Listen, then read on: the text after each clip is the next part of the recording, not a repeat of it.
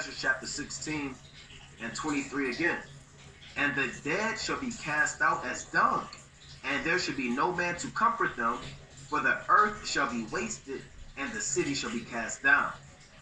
There shall be no man left to till the earth and to sow it. Right? So cities are going to be cast down. Race wars, bombs dropping, all hell going to be confused, man. All right? So let's read on in this article. It reads, David Beasley was absolutely thrilled when his agency was given the Nobel Peace Prize because all of the attention has given him more opportunities to ask for money, right? Because without a massive influx of money, he says that we're going to see famines of biblical proportions, right? The head of the World Food Program says the next Nobel Peace Prize has given the UN agency a spotlight and a megaphone to warn world leaders that next year, right, we're approaching so-called 2021, all right, it's going to be worse than this year. And Jake was already losing their mind this year, man. Right? You already had Jake kind of getting crazy, man. Looting and rioting. People was for hand sanitizer, toilet paper, rubbing alcohol, Lysol, disinfectant wipes, perishable goods, the certain meats, and them things was gone. And they was upset, man. You know, kind of knocking the grocery store shelves down. You know, glass was being broken all over the place. But guess what? They're saying, and they study these things, the algorithms, the logistics, trucking coming in, amount of shipments coming in, imports. So these aren't just guys sitting in the basement somewhere. These guys kind of know what's going on. You know, they study these things, right? It says, they're saying it's going to be worse than this year. And without billions of dollars, we're going to have famines of biblical proportions in 2021, right? Let's go to the book of Second Kings, right? Let's go to the book of Second Kings in the so-called Old Testament, right? This is Second Kings chapter 6 and verse 25, all right? Second Kings chapter 20 and 25.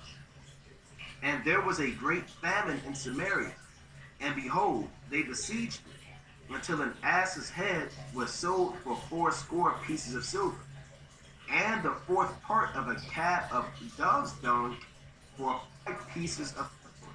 So it got so bad that the carcass, the skull of a donkey, was expensive, right? 5. And there was a great famine in Samaria, and behold, they besieged it, until an ass's head was sold for 80 pieces of silver, and the fourth part of dove's dung for 5 pieces of silver. So it got so bad that like the carcass, the skull of a donkey, was kind of expensive, right?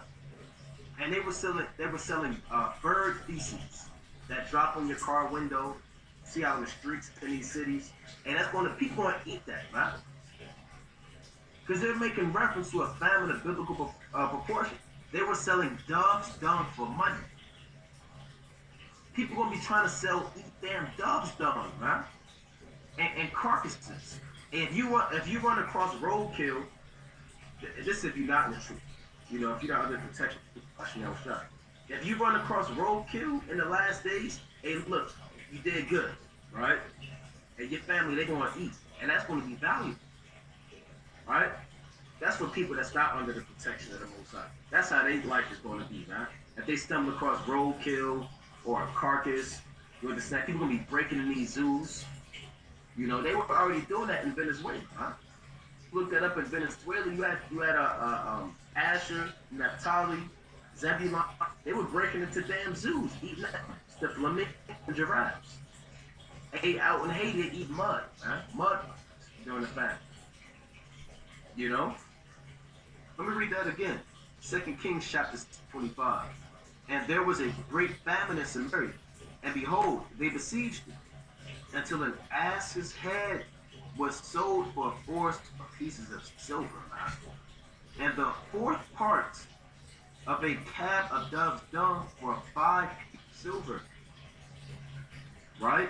And as the king of Israel was passing by upon the wall, there cried a woman unto him, saying, Help, my lord, O king.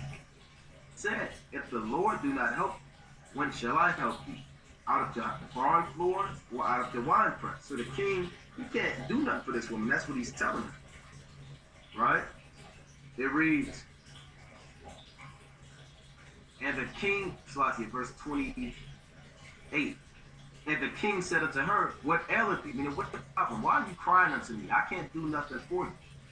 Do. And she answered, This one said unto me, Give thy son, that we may eat him today, and we will eat my son tomorrow. So we boiled my son, and we did eat him. And I said unto her on the next day, Give thy son, that we may eat him. And she hath hid her son. You see that? So if there's a famine, biblical proportions coming, guess what? This is Eve too. Eve, they're already going to be bugged out. Eve, back then, they made deals to eat each other's sons. Now, did the sons know about it? No, the sons didn't know about it. Hey, the husbands, they already were gone. They died for war. So these women, they kind of came together, and they said, well, look, you can't eat, I can't eat. Hey, my son, hey, look, we're going to eat him, and tomorrow we're going to eat your son. So they did that thing, right? They boiled her son. They kind of, he might have been, went out to gather sticks, and the mother crying, you know, holding back the tears, kind of hit him in the head with a rock, right? And kind of got the sticks, took the sticks he was gathering, and made a fire, got the cauldron, and she put him in that pot. She ain't think twice about it. And guess what? They ate him. Her and that other woman. This is what Eve did back then, right? And the Lord requires that which is past. So this is the biblical famine, a biblical, it's like a famine of biblical proportions, right? And then when they wanted to eat the next woman's son, they said, no, look, I don't know what you're talking about. She hid her son. Let's go to the book of Lamentations.